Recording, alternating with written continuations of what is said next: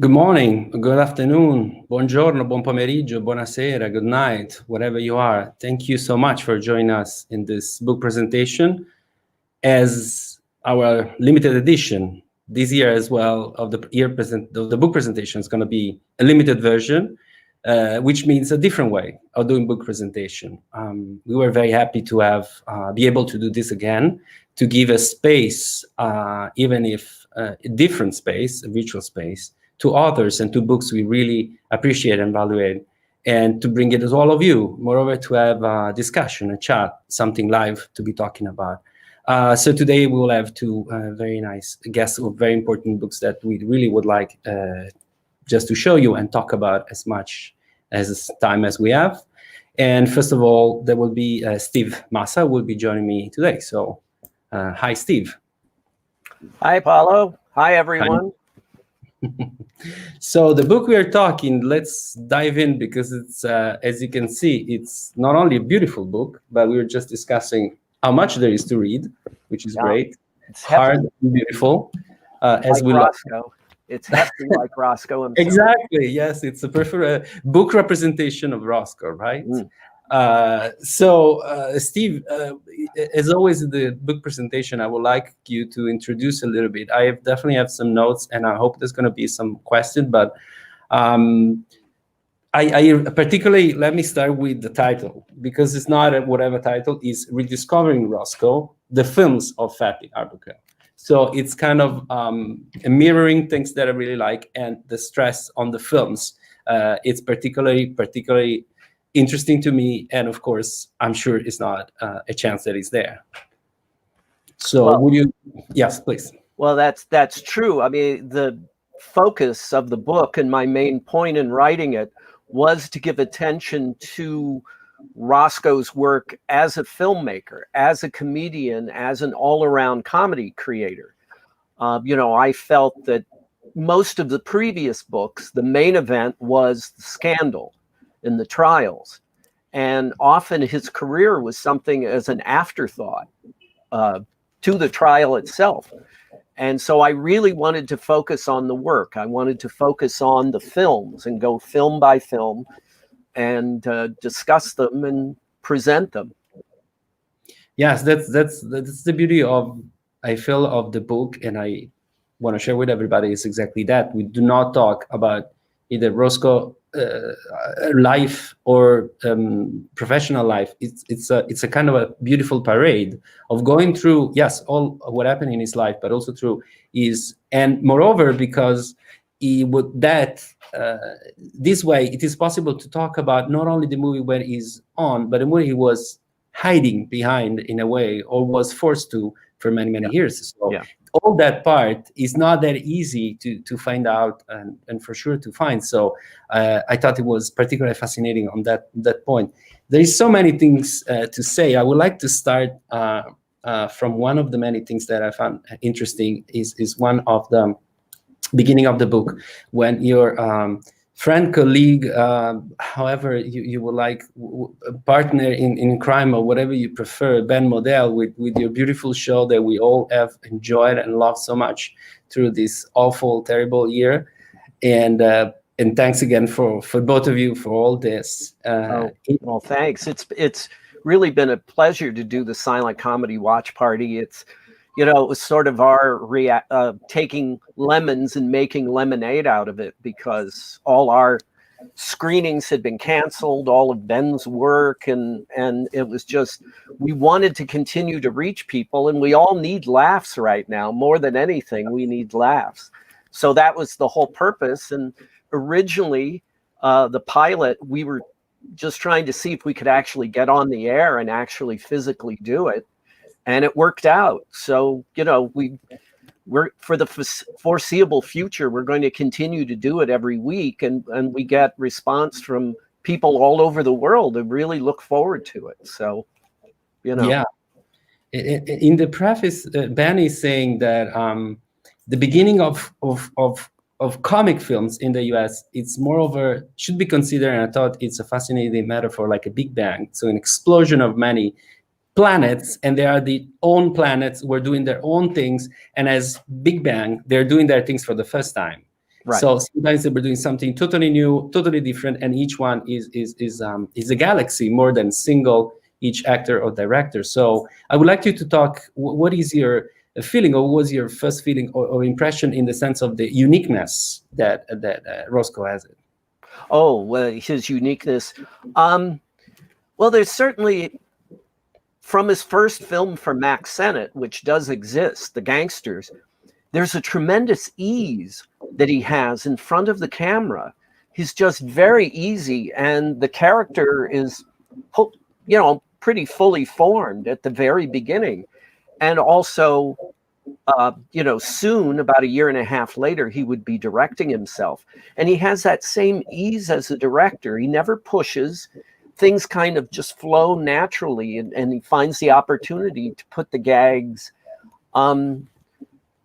That's one thing. Is just his supremely confident, I think, as a performer and as a director.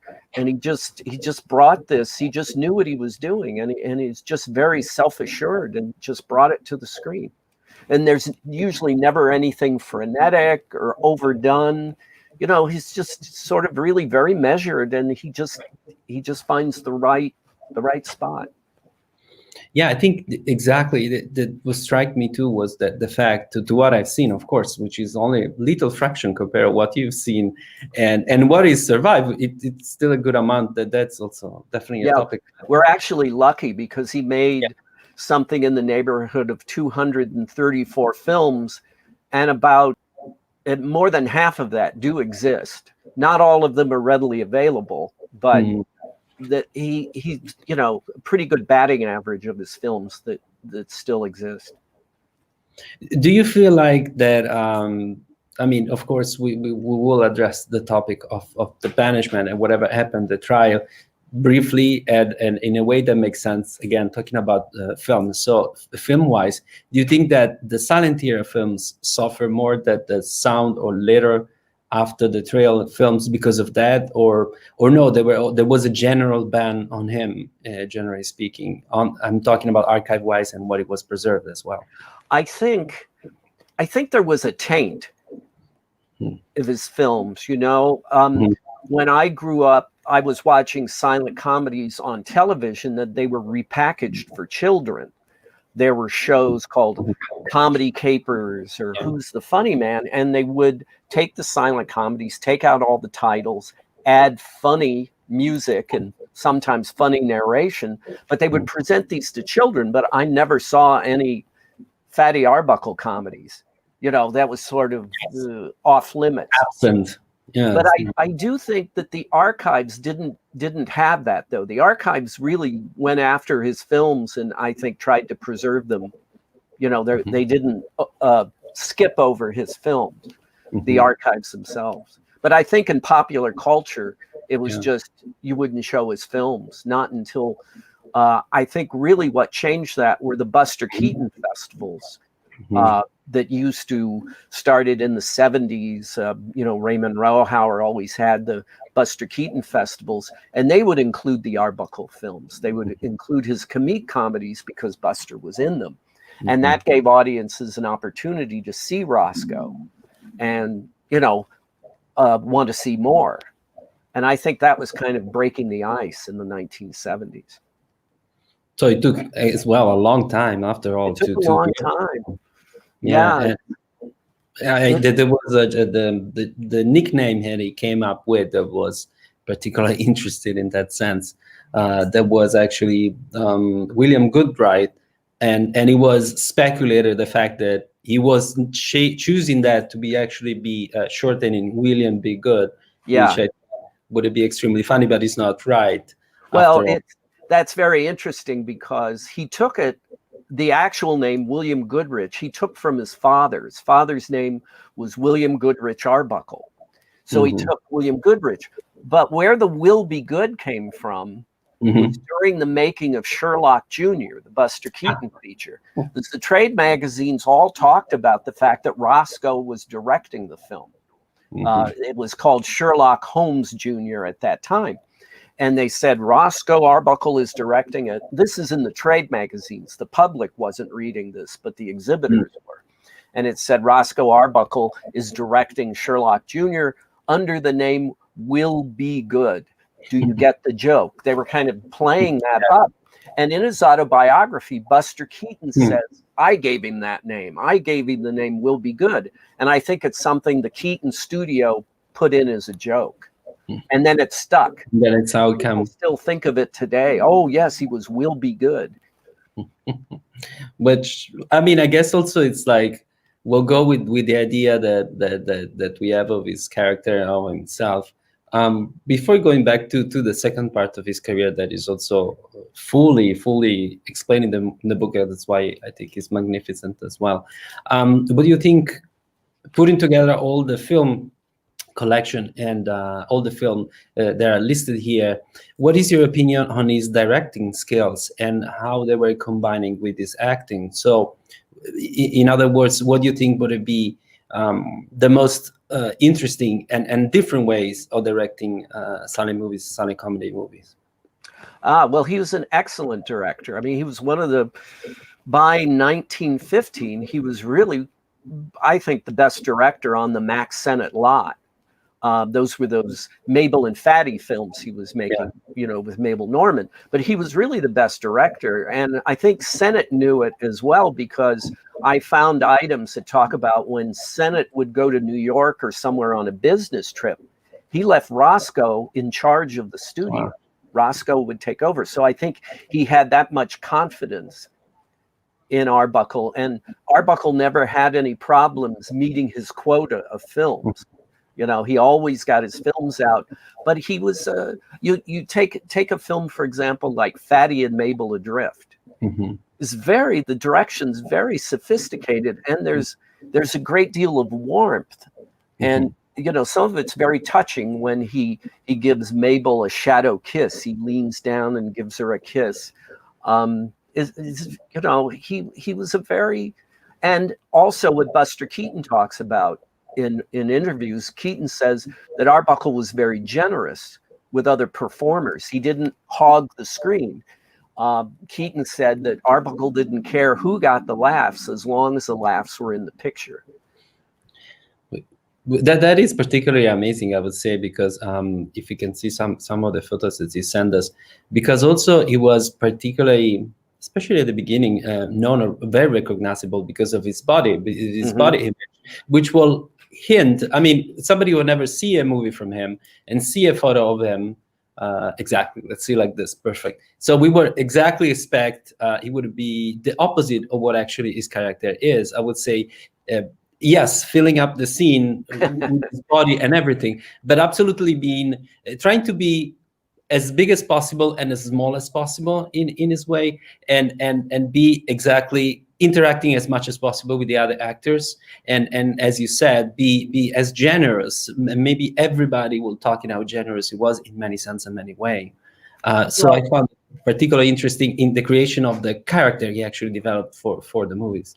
Well, he was one of those people in the early film comedy, whether it was European or American, you had to have an image, you know, that people would respond to. And of course, he had the big round image.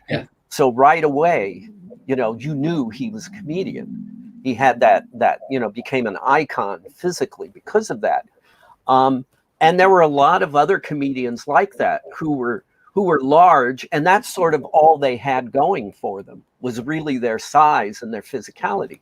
But Roscoe brought a lot more to the table. I mean, his amazing physical dexterity with props, you know, where he would throw knives behind his back up in the air and they would flip and land point down, or he'd be able to flip pancakes and catch them behind his back. And I mean, he had an amazing dexterity and lightness on his feet. He was incredibly light for, you know, as big as he was. He was amazingly, like Oliver Hardy, you know, he was very light. So he had the standard equipment that was needed to be a silent screen comedian, but he had, you know, such talents. I mean, he brought so much background on the stage and how he had developed his talents. So he was able to bring all that, you know, to film and bring a lot more to it. I don't know if we can watch a little clip. Speaking of, so we can have we can give everybody an idea. I mean, a lot of people maybe that are watching already knows, but Yeah. Let's see if Marco can help us. I know he's also busy. Let's see if it happens. In the meantime, yes. Exactly, the physicality, the strike for ways that you not expect, and I think also I would say, and on the book I really appreciate one on the appendix on the last part. It was you make also a very fair and truly, I think, or to my knowledge, recollection or list or other actor who might have a similarity with Other large size of fat. In that sense, which must have a fat comedian is actually the title of that chapter, which I thought it was great because it really light up the differences of all these different actors that might be just perceived on a side or not, and instead they all have particularly single, and some were more popular and got more popular than others. Sure, some like Oliver Hardy, you know, of course, became a comedy icon on his own, but there were tons. I mean, there were lots of these heavy plus size comedians, you know, in the silent era. And I took the title, "The Screen Must Have a Fat Comedian," came from an exhibitor ad from when Roscoe ended up being banned from the screen. There were producers, of course, who got their own large size comedian and tried to have him take Roscoe's place. And one of them was a comedian named Hilliard Carr, Fatty Carr. And that's where that phrase came from. It was on an exhibitor ad. I thought that's lovely. And also there is I appreciate there is also fun in the book, because there is, I have it here somewhere.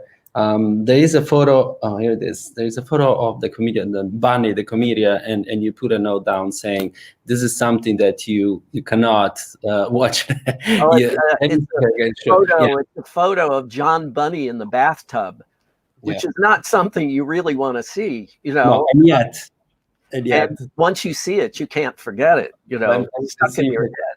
If you can see it. There we And go. this is actually, in 1915, he did a stage production called Bunny in Funnyland that he toured with. And actually, it didn't do well, and he lost a lot of money. He put his own money into it. But that photo was from the program that they gave out. They actually put it in the program. And so you're wondering why? Maybe there could be a reason why. Who knows? Why did they inflict? Maybe that's why it didn't do well. You know, after I saw they told people, you'll see that picture. Yeah. We have a clip now. Maybe Marco can help us. So.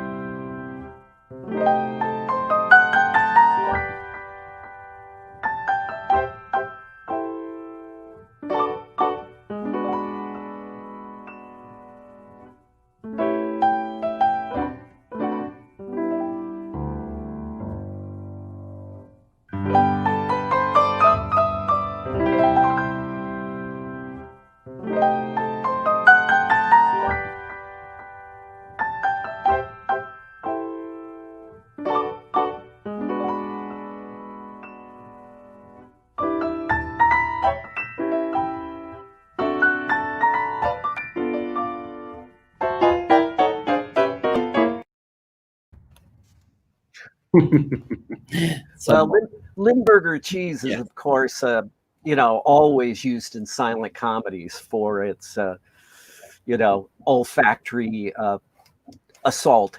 and the Stan Laurel, a number of people, you know. So yeah, but I also thought, you know, that's again how he managed to fit in the scene, and even the way he dressed, of course, might be obvious, but it's absolutely not. I would say in being original and different, but in a smart way, not just be the character, just being that kind of, but be using his body and what he's dressing as well as a meaning of comedy.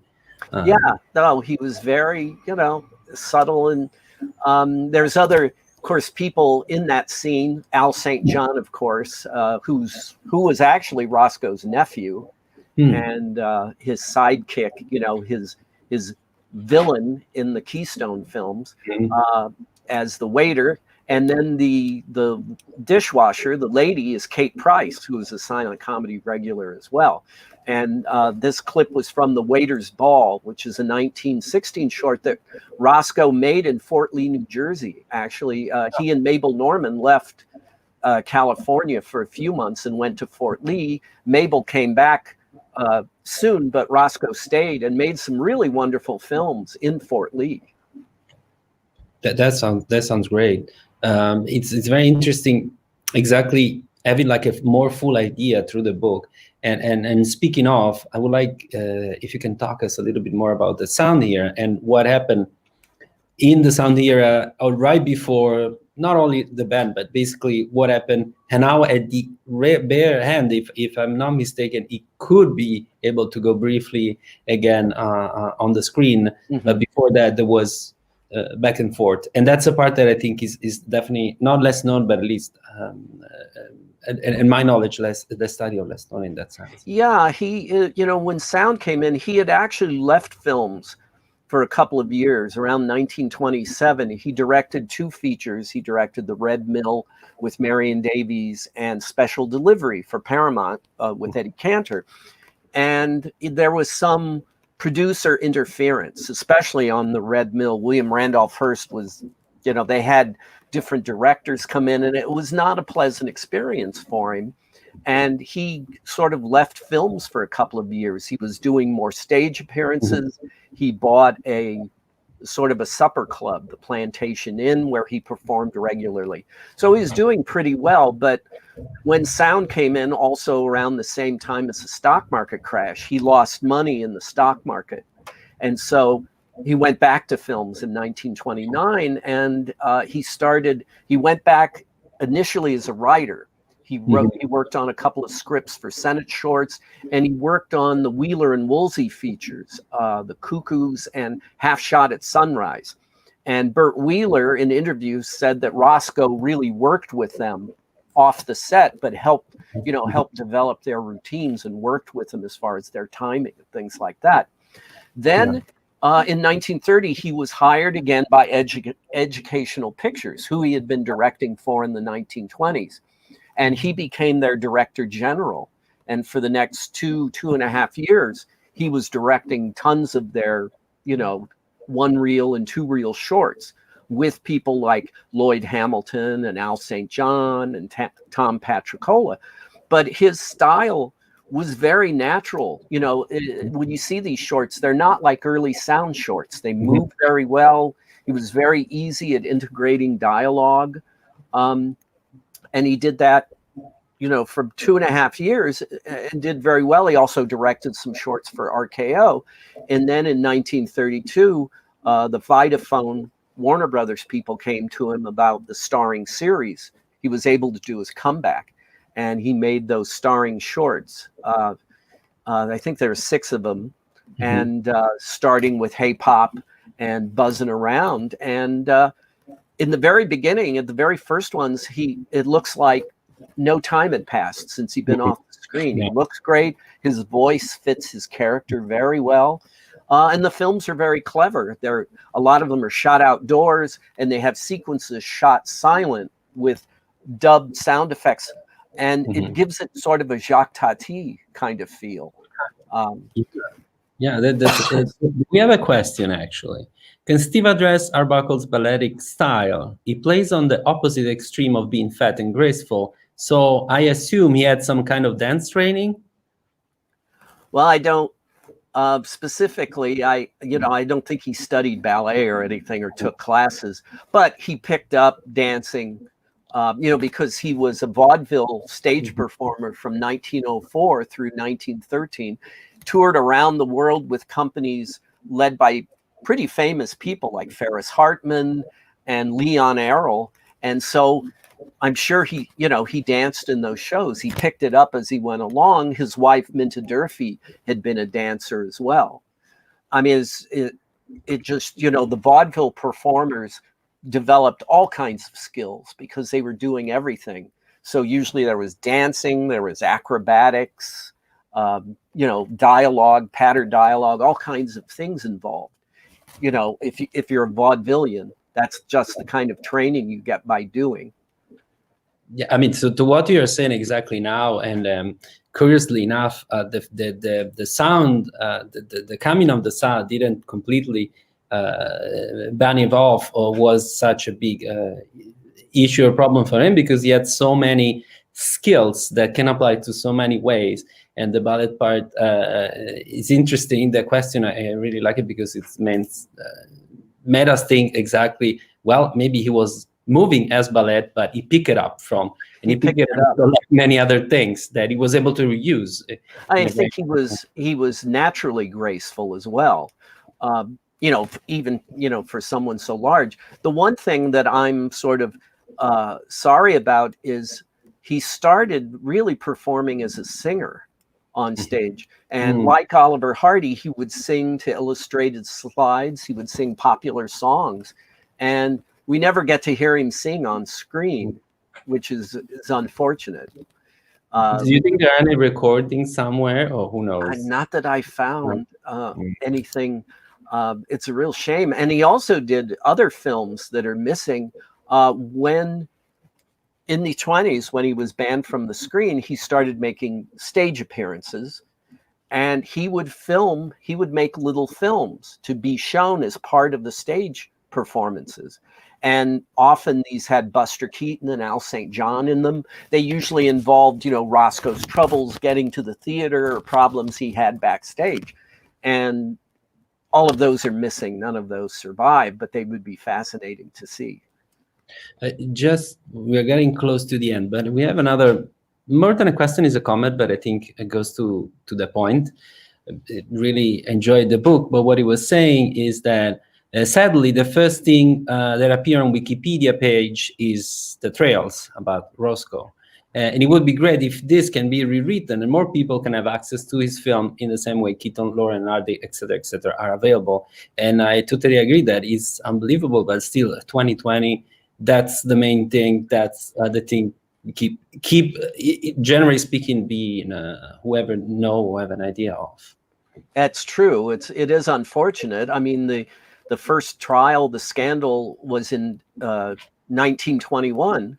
So we're almost at 100 years. Yeah. But still, what most people think of first, especially people that don't know anything about film, is the trial, is the scandal. So it's still, I don't know if we'll ever get past that completely. Yeah, it's the first major celebrity scandal. It is really absurd in that sense because of how much, and in the book is so clear. I mean, by the size of the book, how much he has done and survive, which is also two combinations that are not easy in silent era, and yet there is so much to talk about that. Before really closing, I don't see. Let me see if there is another comment, but I guess just a lot of let's watch more, which is great. Well, that's what we're gonna do. We can help if we could get more. If more of the films became available on DVD or because there are a number of them out there that can be put, and there have been some sets that are very good, but it just needs a higher profile of being able to access the films. Yes, that is absolutely true. We all hope something will be done, and whoever is listening, I hope will think someone out there. Great idea. And so, to help even that, why don't we watch the last clip before closing?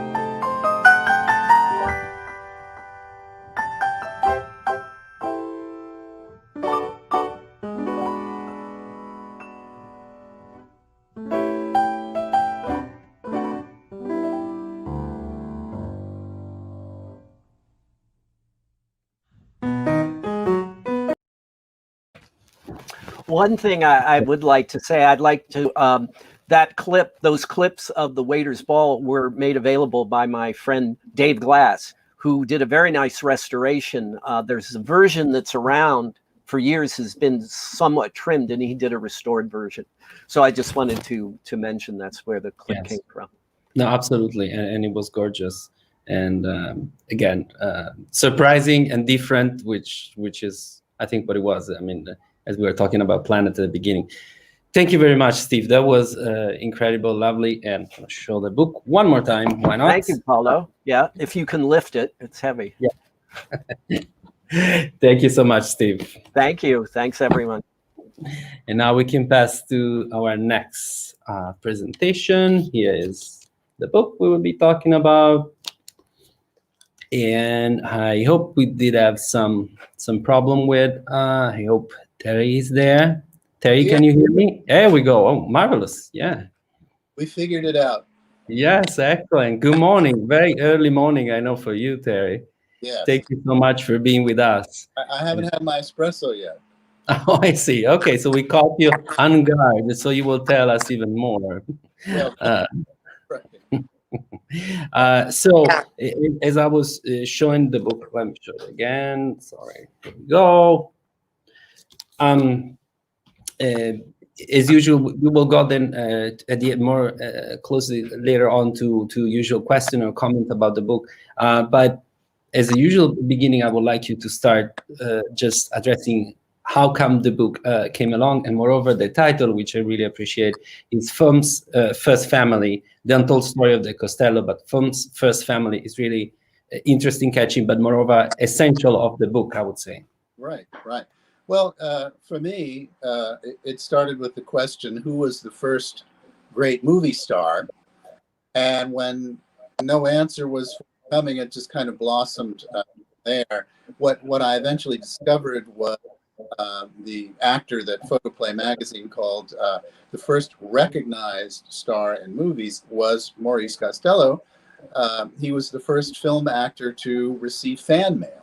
He was the first screen heartthrob, and it should be noted that in the first popularity poll in 1912, he received 7 times more votes than Florence Lawrence, who's generally considered to be the first movie star, which technically she was. But this shows us the difference between those who could more aptly be called pre-stars, I think, than those who really got caught up in this great rush of fame and adulation and wealth and success, that Maurice became the first to benefit and also suffer from.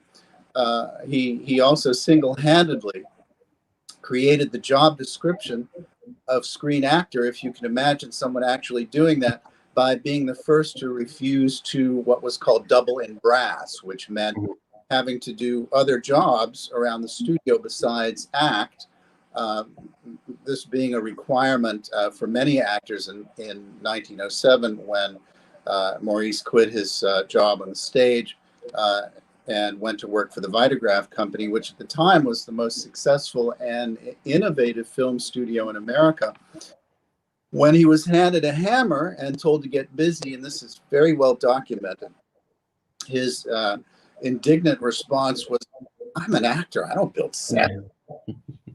He then stormed up to the front office and gave them an ultimatum, and with that, the modern profession of screen acting was set in stone.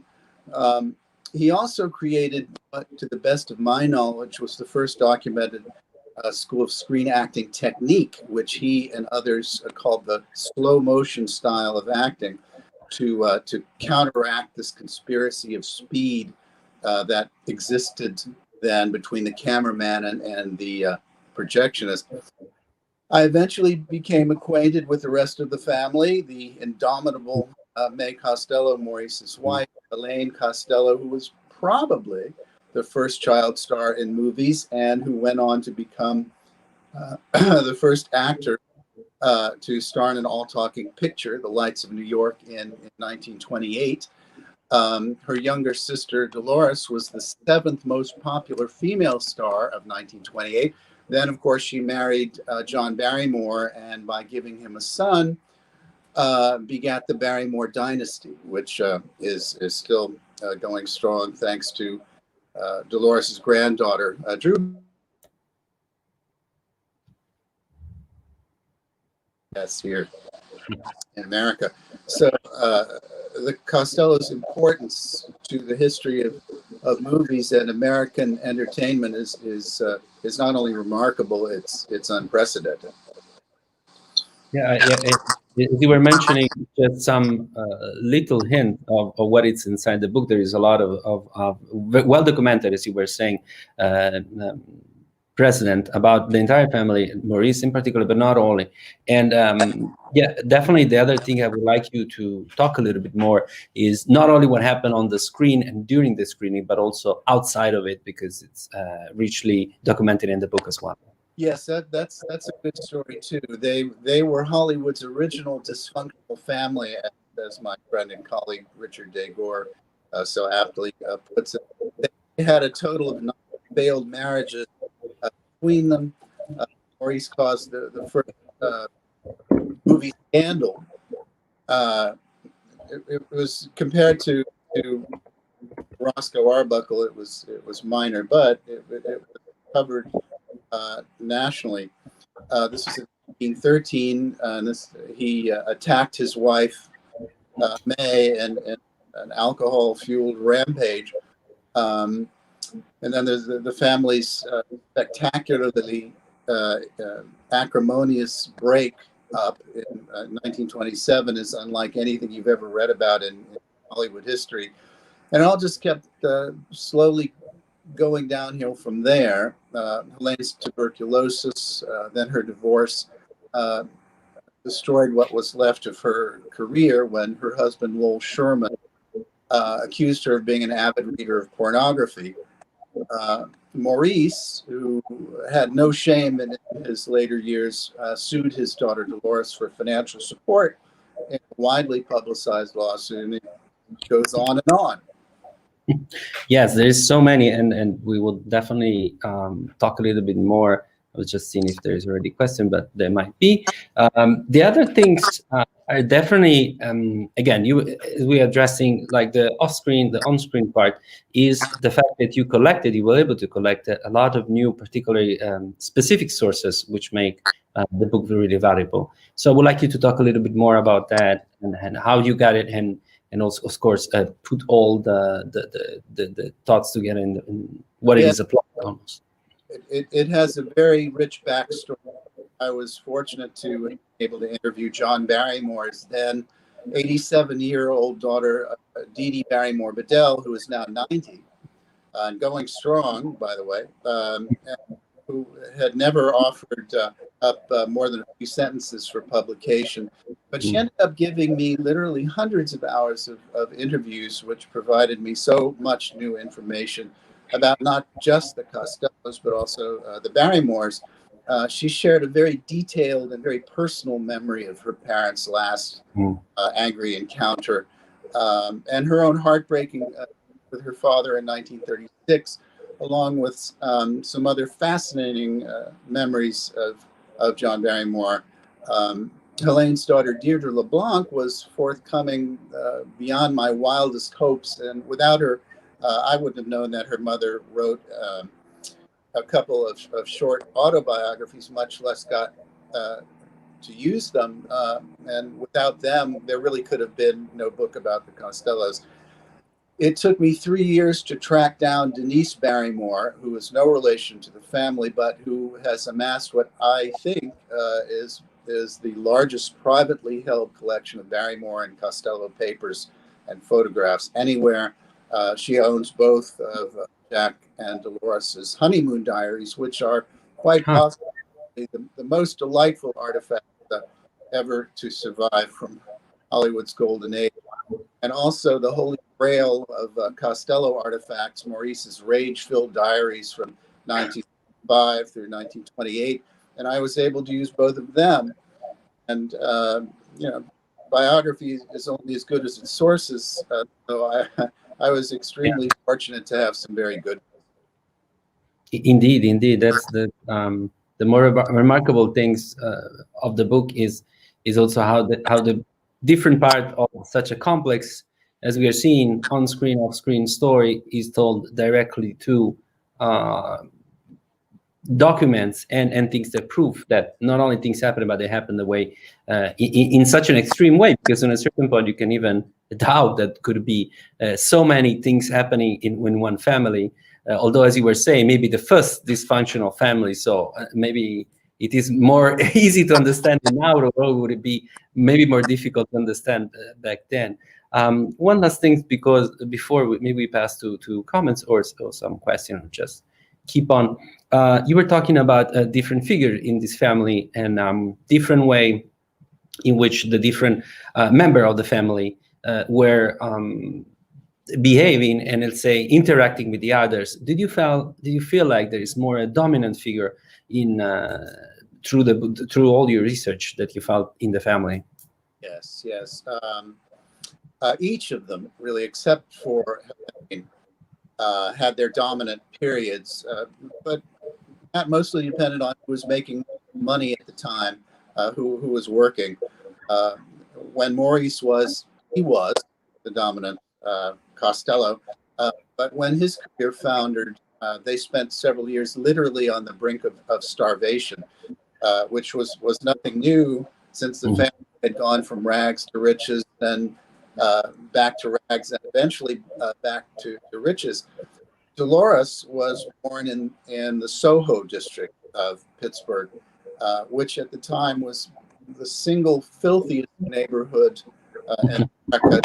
To give you an idea of just how virulent it was, for every 10 cases of typhoid in the Lower East Side of New York, there were over 100 in Soho.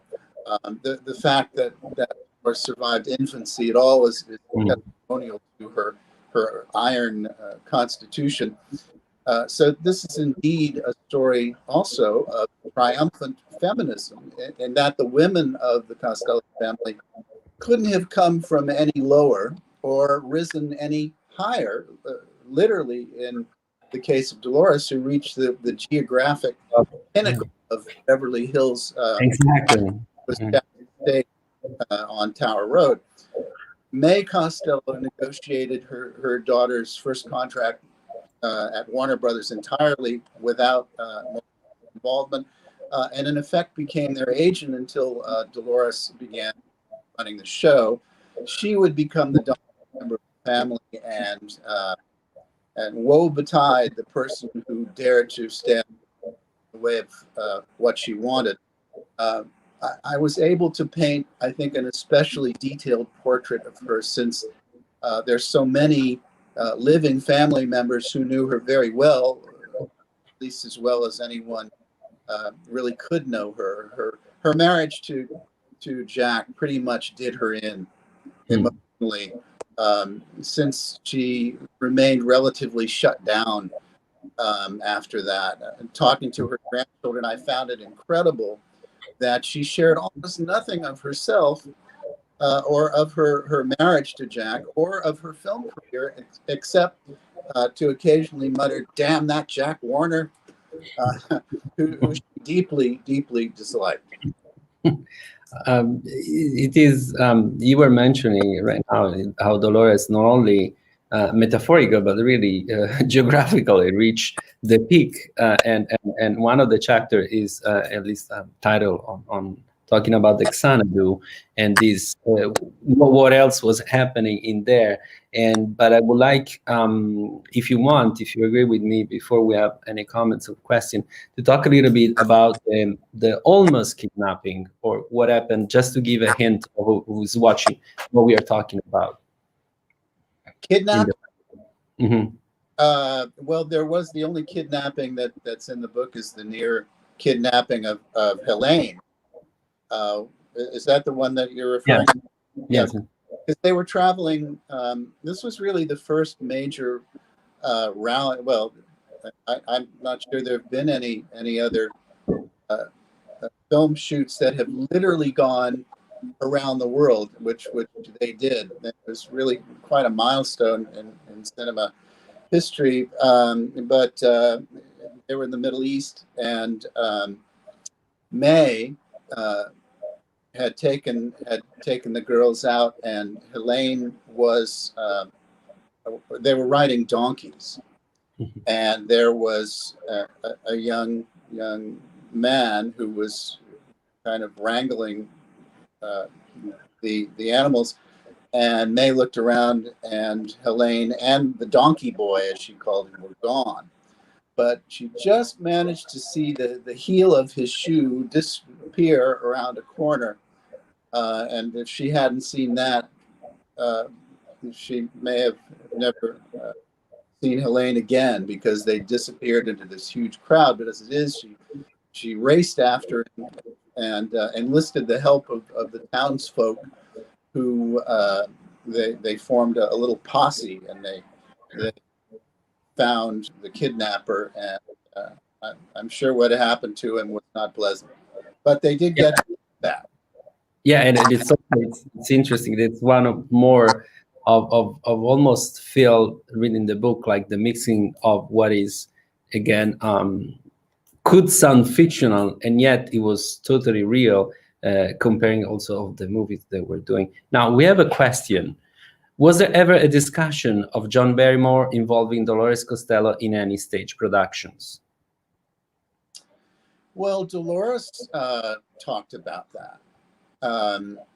I was able to get the great Kevin Brownlow was so kind and sent me the full transcript, which is 40 pages of his and David Gill's interview with her. Only a small snippet of it made it into his Hollywood series.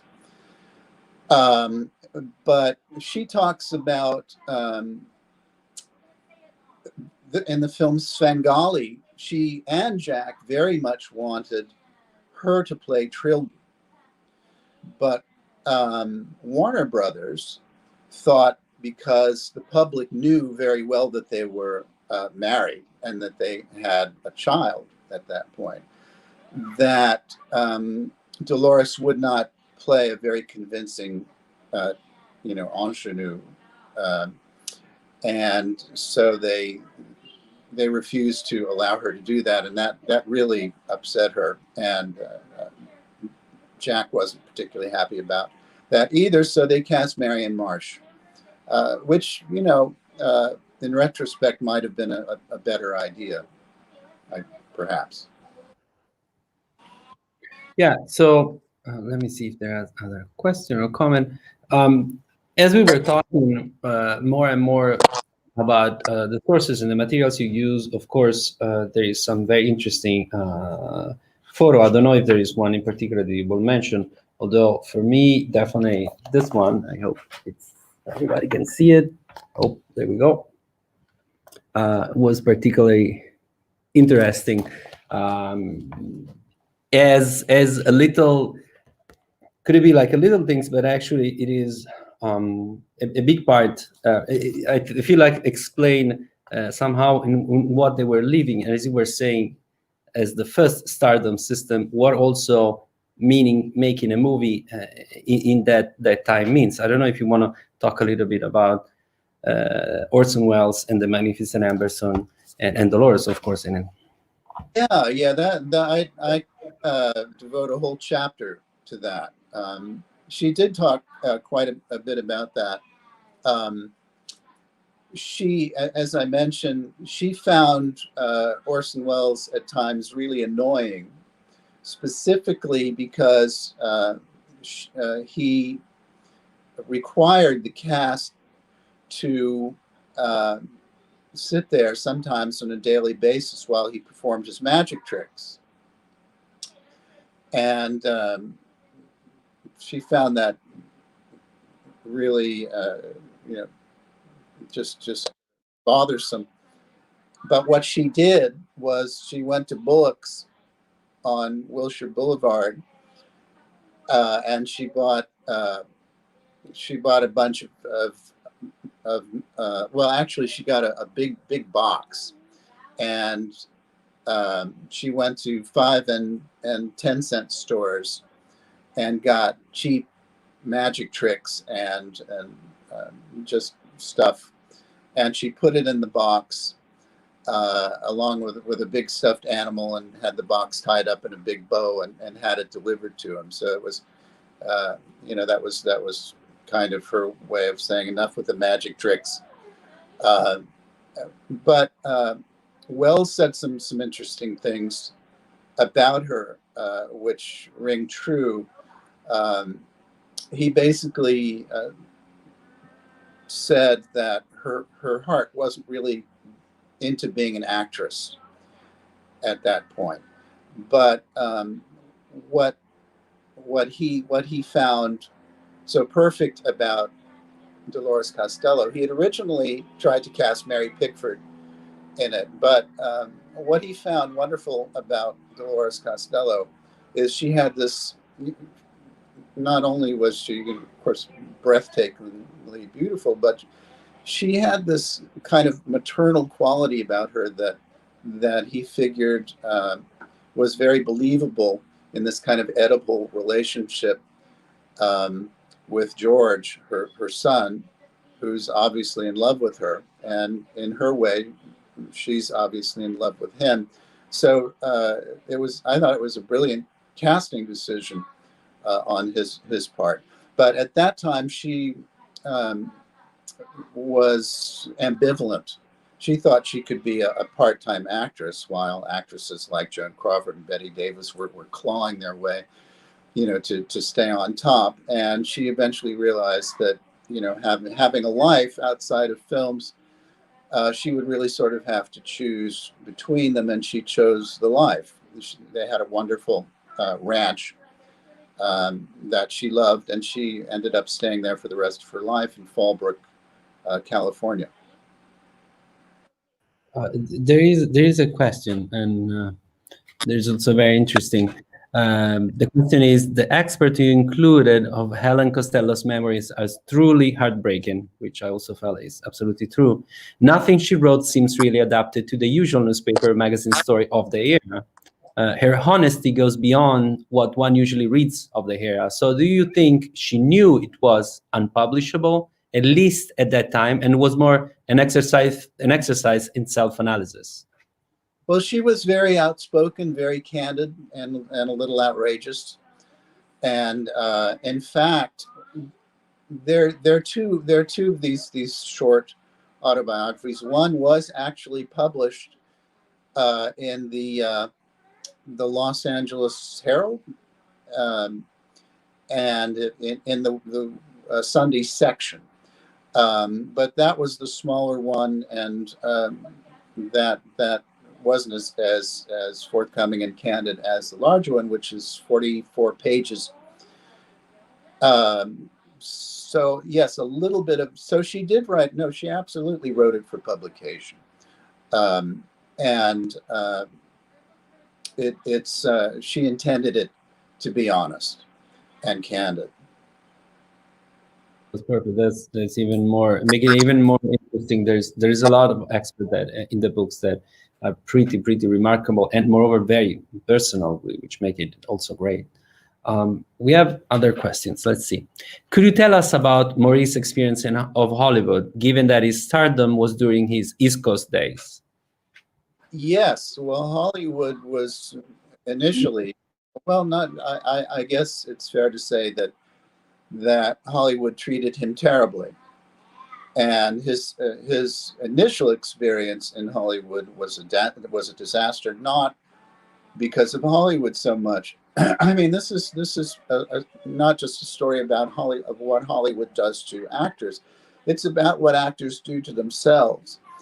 And the family dynamic was such that Maurice had been so dominant and at times abusive. But when he no longer had any money and was dependent on them, Dolores specifically, who was starting to hit it big, he was at their mercy, and they paid him back deliberately and at times brutally for for the way he had treated them earlier when he was the dominant figure. So when he got to Hollywood, he was broke, and his career was a shambles, and he was totally dependent on them. And I think one of the parts of this book that's so interesting and so disturbing is I've quoted from his diaries, which really are just a miraculous series of artifacts. So many diaries that I've read over the years are just so dull, and they just sort of recall day-to-day occurrences. But this is, as my psychologist friend pointed out, these diaries were his only friend. He had no one else to talk to, no one else to confide in. So he really pours his heart and soul and his anger out in them. So yes, to try to answer the question, the initial Hollywood experience was awful.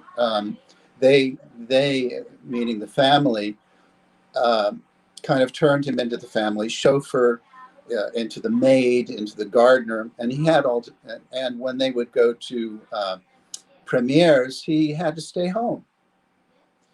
So his initial experiences in Hollywood were awful because of his family, but then he couldn't find any work. But then gradually he began to get some bit parts, but those eventually faded out. And family members have told me there was sort of an unwritten, unspoken decision made by some of the studios to at least give him a little work, as the work turned out to be extra work. And he joined Central Casting, and he made a meager living until his retirement around the mid-40s as an extra, sadly and ironically. I think ironically is exactly the point. Also, for other members of the family, that was the situation, to go to such a height and such a low and height, with again making even more the first family in films, because of maybe what we have today as a concept of film family, or families in films.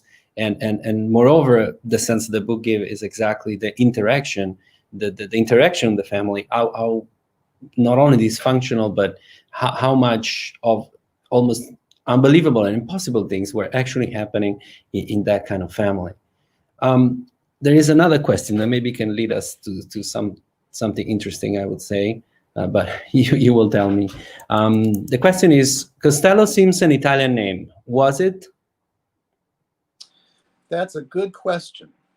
I'm not a genealogist, and I didn't do a lot of genealogy, but apparently their origins are Spanish.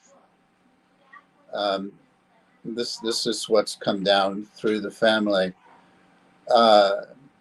and Helene had this dark, almost black hair, which Dolores and Jack's daughter Dee Dee found absolutely beautiful, and with this china white skin, these gorgeous blue eyes. Who knows? I trace them as far back as they're very Irish, as Maurice's very Irish parents. His father died when he was only 25 in an accident in a steel mill. So he never really knew his father. He was just an infant when his father died. I wish I had a better answer to the question about their origins. I don't think they were Italian, those, unfortunately. Mm-hmm. I also think, though, that that question can lead us to another point, which you explained many times, I think, in the books, is the fact how much of the fictional part was in real life. As one of the chapters is called an old Spanish habit, if I'm not mistaken, and there is an example of that, how they were able to either manipulate or reuse what can be fictional into reality and so on, even even out of the stage. And so I don't know if you want to remind a little bit what is the chapter about. Not sure if I understand the question, but that refers. Helene was quoting from films and plays that she knew and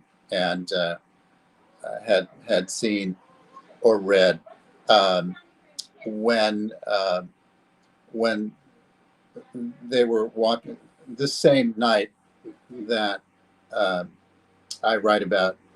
They had gone to Musso and Frank's to get lamb chops to take out back to Helene's tiny apartment.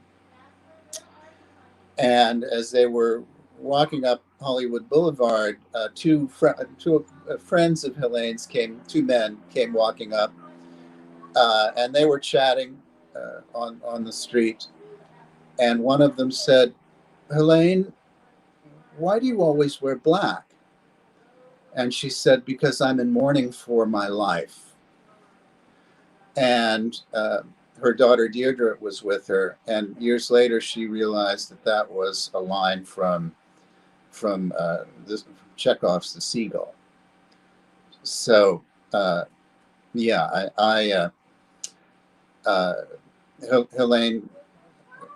she had a wonderful sense of humor, and she really sort of had the right line for the right situation. Oh, okay. There is just a last question, which I think is great. Get also to the point. For those of us who are unfamiliar with Maurice's work, can you recommend an available film that displays his star talent? Yes, that is a great question. The Picture Idol from 1912. It's on YouTube. Amazingly, there's so much of his work that the Eye Institute has put up on YouTube.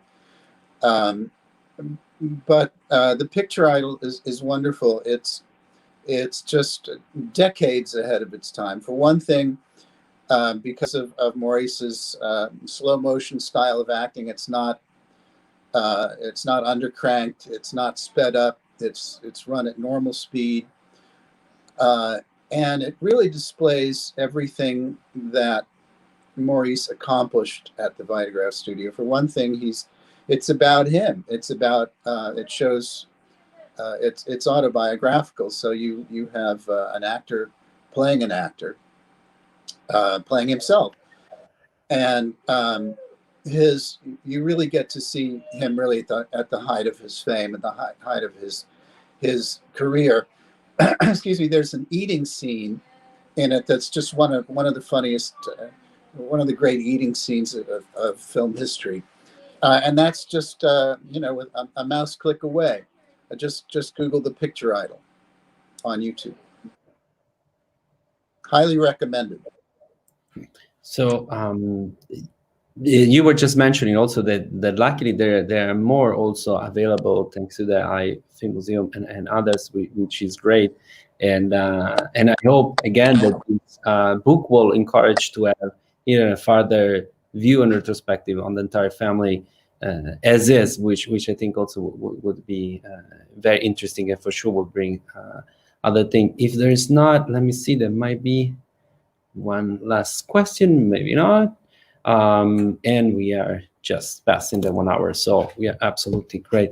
I really want to thank you, Terry, so much for being with us and first of all show again the book. We will send a little clip that make it even more visible. I'm sorry, my video today is not the best, but here it is. And in the video at the end, you will see even more clearly the titles. And so thank you so much for such a great book, moreover, such a great work on something that was so fascinating to be digging out. And we scratched the surface, so please, whoever is interested, buy the book. And it's a great long journey through the family itself. So I want to thank you, Claire. Yes, you want to say something else? Well, just thank you so much for inviting me to your wonderful festival, Paolo, and next year in Pordenone, hopefully. Live. Exactly, live with more books and more films. Thank you again, Terry. Thank you, especially everybody and our tech department today, but also, of course, everybody in the festival. So we will meet again here for more books tomorrow at the same time. Thank you very much to everybody, and see you tomorrow.